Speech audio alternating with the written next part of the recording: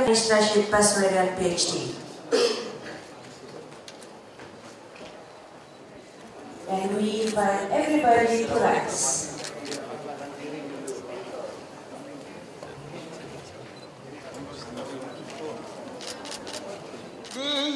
His Excellency Mr. Anies Rashid Baswedan, PhD. Once again, give the warmest welcome.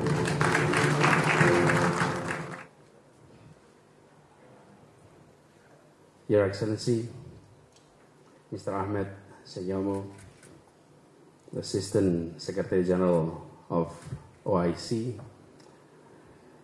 Your Excellency, Deputy Governor of Central Bank of Sudan, Professor Badruddin Abdurrahim, Head of the Bank Indonesia, Syariah Economic and Finance Department, Mr. Suhaidi, distinguished speakers, participants, ladies and gentlemen, Assalamualaikum warahmatullahi wabarakatuh.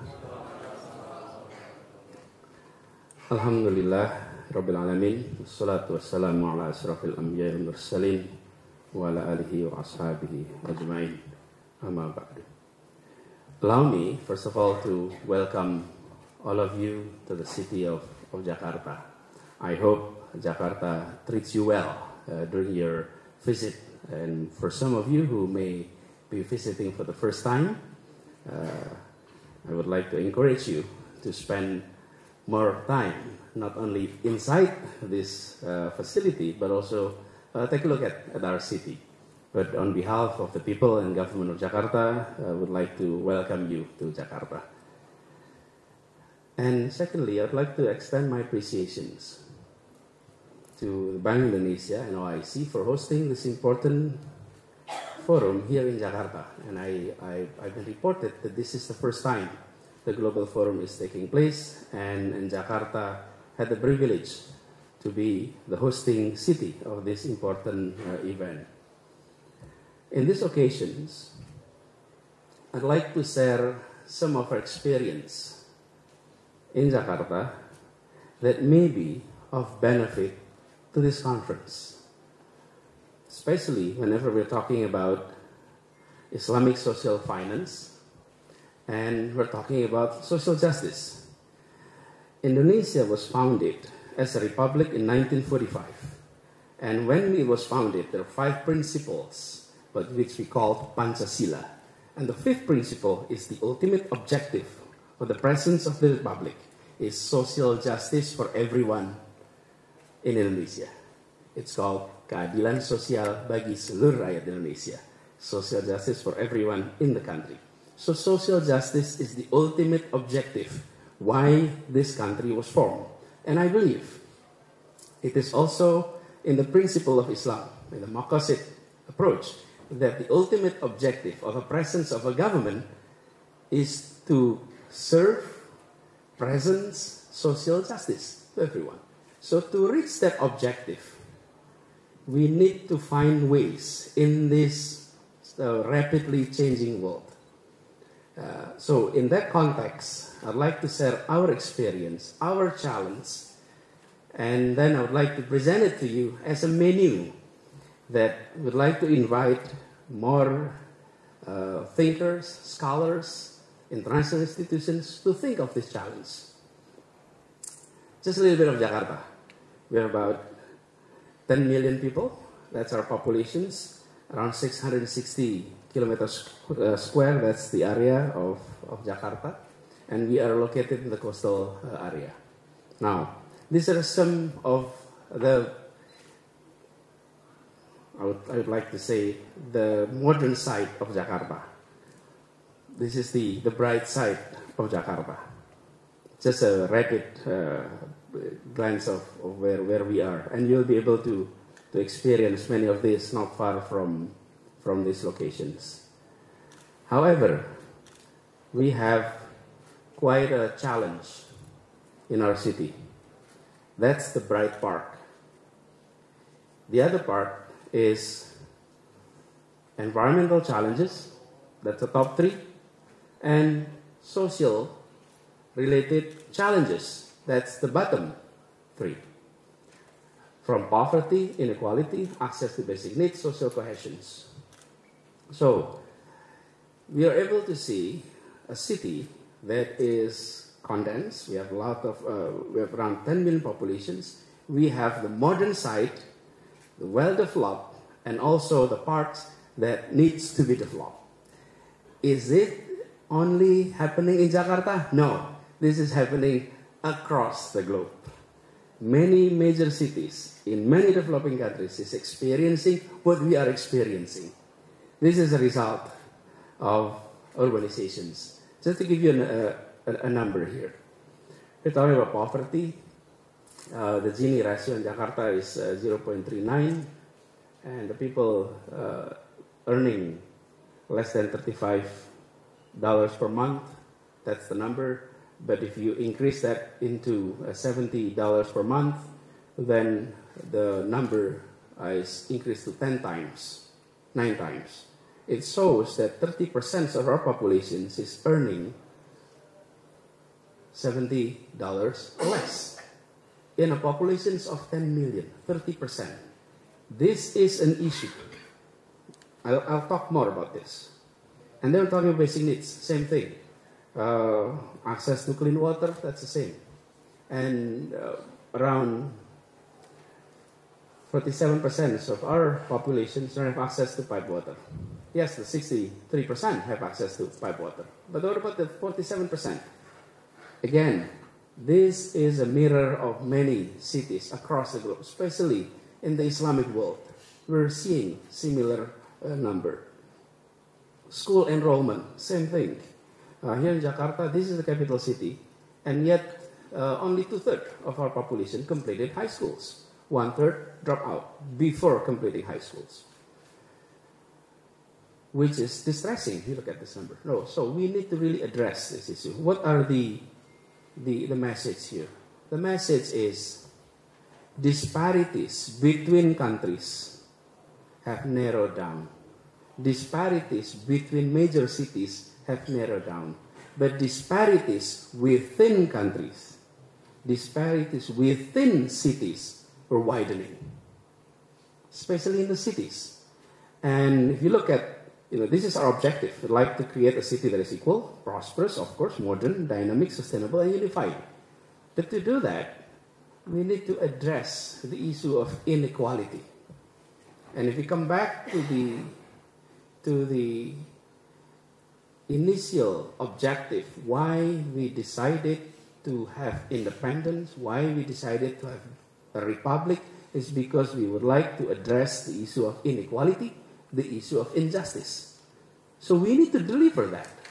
And I think this is a challenge that is common to many countries, especially members of OIC.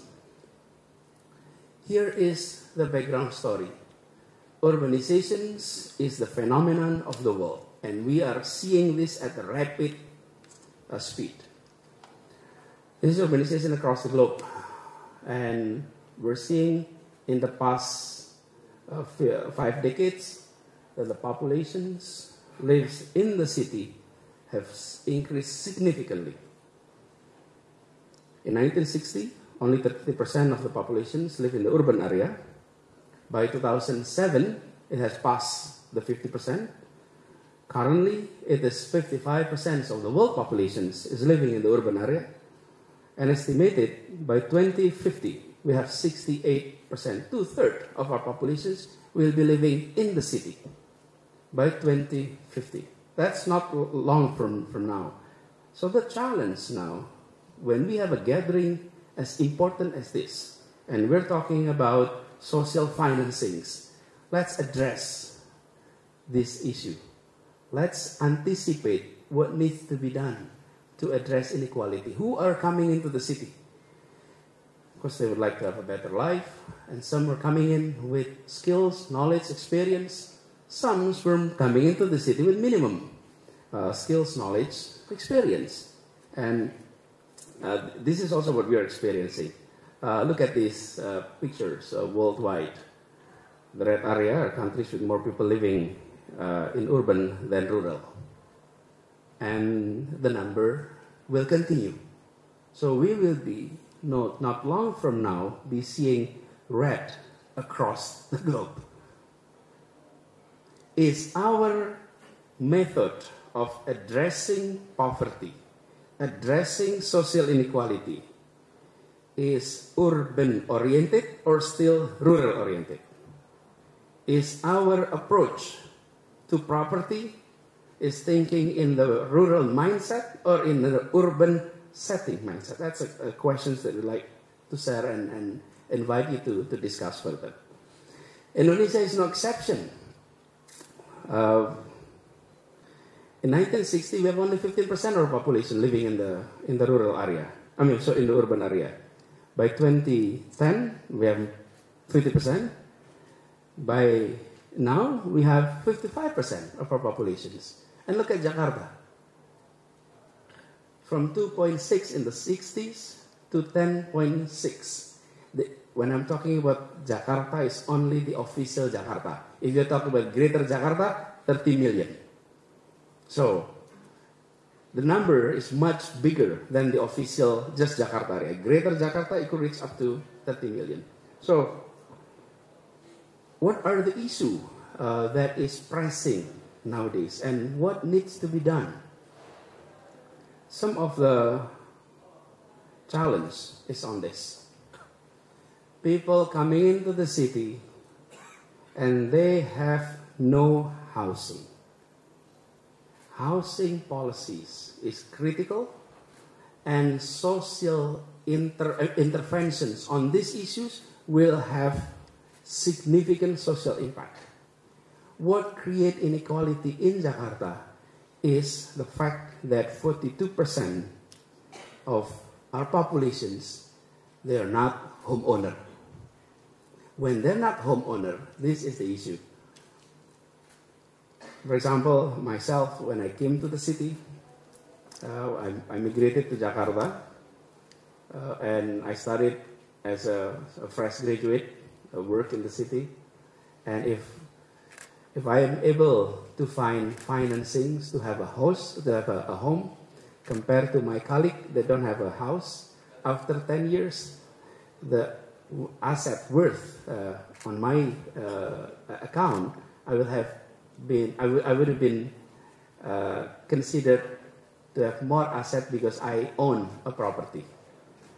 When I don't have a property, then you're behind. Because Jakarta is one of the fastest growing property increase in terms of price. And I think this is similar to many cities across the globe. Property price is continuing to increase. Those who own property, they're part of the moving escalator. Those who don't have property, they're stuck behind. In the long term, this issue is going to create inequality that may be prolonged. This needs to be addressed. And I think we need to address it using market mechanisms to achieve social objective. So the objective is social justice, but the approach has to be commercial, has to be feasible in terms of business, so that the solutions can be long-term. And this is where Syariah financing and the principle of justice adopted to serve this purpose. Allow me to share our experience in Jakarta. Seeing this number, when you see 49%, it's like half of your populations don't have a property. What came to mind was if we let this trend to continue, then disparities will be prolonged. So we did a survey, we did a study. It turned out that many of our populations who are left behind in terms of its social welfare, they are not able to find fair financings for housing. I said fair financing for housing. Housing financing has not been friendly to the poor. Financing for housing has been very friendly to those in the middle and up. But we're talking about the middle to the bottom, then instrument for financing is like a rare opportunity. If we don't address this issue, and we are seeing the world is moving into an urbanized population across the globe, we are going to see those left behind because there is no access to property in the first place. If the reason why I'm bringing this issue is that the Islamic world need to address its challenge at the local level to be able to speak up to the world and said that the Islamic world is able to tackle basic issues in each of the communities. And this is one of the most basic that needs to be addressed. And we have all kind of instruments. What I'm presenting to you is the menu of problems to be solved. Is this the only problems? No. It was mentioned earlier, we have infrastructure issues, we have water issues, but a very basic issue on housing is key. In many places in which we live in the rural area, or we're talking about, let's say in the past, we're talking about helping our society for education, subsidy for the poor, subsidy for the yatim, and all of that. That assume that they have their own home.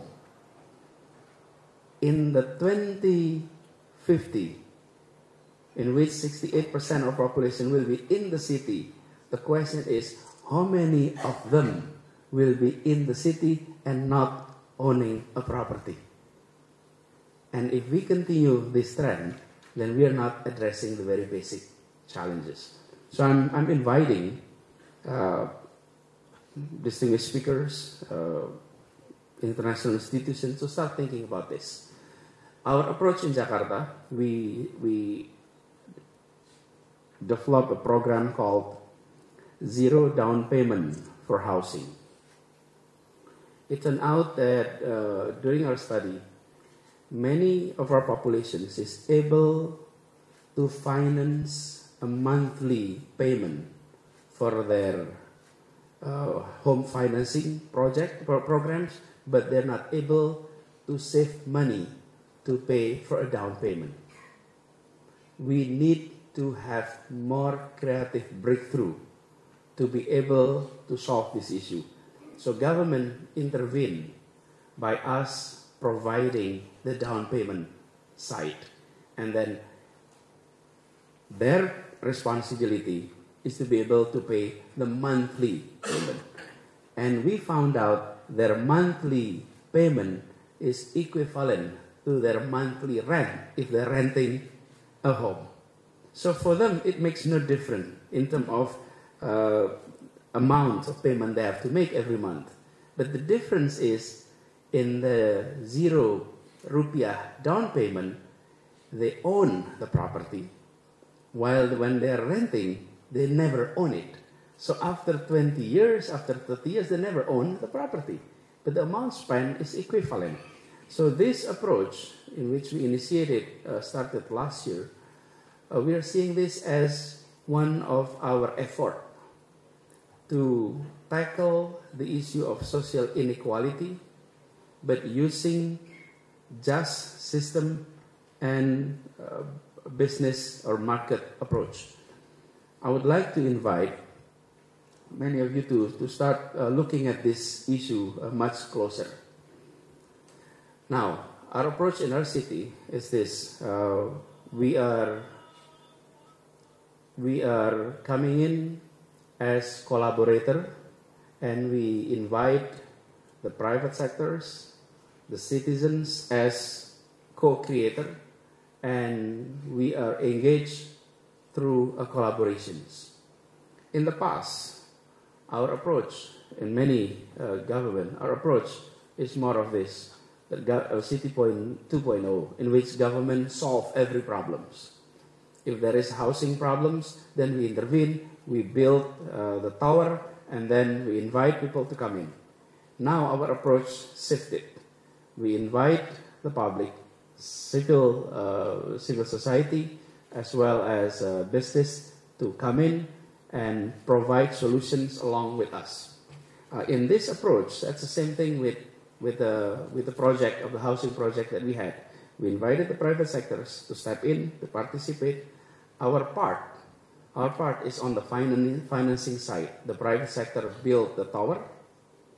We create a scheme for the financing, and also we organize those who need housing to apply through us. And for the developer of the tower, they don't have to worry about marketing because the market is through us.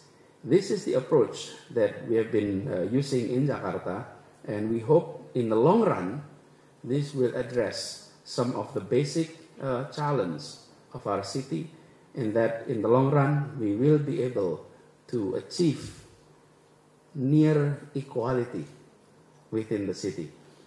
Of course, complete equality is abstract. Justice is also sometimes an abstract concept, but the feeling of justice is real. Even though the justice itself is an abstract concept, but the feeling of justice is real. You feel it when it's there, and you feel it when there's absence of justice. And we're talking about, across the globe, we're talking about building peaceful society, creating peace in the world. But I remember, peace is not about the absence of conflict. Peace is about the presence of justice. So if we are able to provide policies to achieve social justice, in result, we are creating peace. There is no way that we are able to find peace in the absence of social justice. It is impossible. Peace will always come after the presence of social justice. So if we're talking about peace across the globe, which is one of our biggest agenda, is the humanity issues, let's address the issue of social justice. So I do hope that the conference that we are now having here in Jakarta, as the title of the conference says, Islamic Social Finance Enhancement, I would like to invite you to think of the big pictures that we will be facing in the next few decades. This is not only about how do we do with wakaf, what do we do with sadaqah, it's beyond that. Those are the micro instruments that we have to make modifications. But the big picture is, in the Muslim world, the population is coming into the city. The city is the future of our ummah. And the challenge is, what are basic issues in the cities that we need to address? Rural area, they have different challenges, but the city is the future. And allow me to also share that even in the G20 meeting, they now have a U20. Many of the leaders in the G20 were former mayors and former governors. When they meet as presidents, as prime ministers, and have this gathering, they come to conclusion it was a lot easier when we were governor, a lot easier to get things done when we were mayor. Many of the challenges that the nation is facing is actually urban-generated problems. You name it, environment, that's urban area that created the problems. Social issue, that's in the urban area. Many of these issues were in the urban area. So they decided to form U20. Mayors, governors, leaders of urban area to meet, to get together and solve those challenges. So on this very important occasion, allow me to invite your participations to think of this as one of your issues to be discussed during the conference. And I do hope that the festival will be a fruitful festival. I do hope that you enjoy Jakarta. Look at our tourist sites. We have quite a few. And experience Jakarta, and hope you come back with great experience and would love to welcome you back again here in Jakarta. And allow me to end this by officially, Bismillahirrahmanirrahim, to open the OIC Forum on Islamic Social Finance, Indonesia Syariah Economic Festival 2019. May this festival be blessed, and may all of you who are here also be blessed. Thank you very much. Assalamualaikum warahmatullahi wabarakatuh. Waalaikumsalam warahmatullahi wabarakatuh. Mr.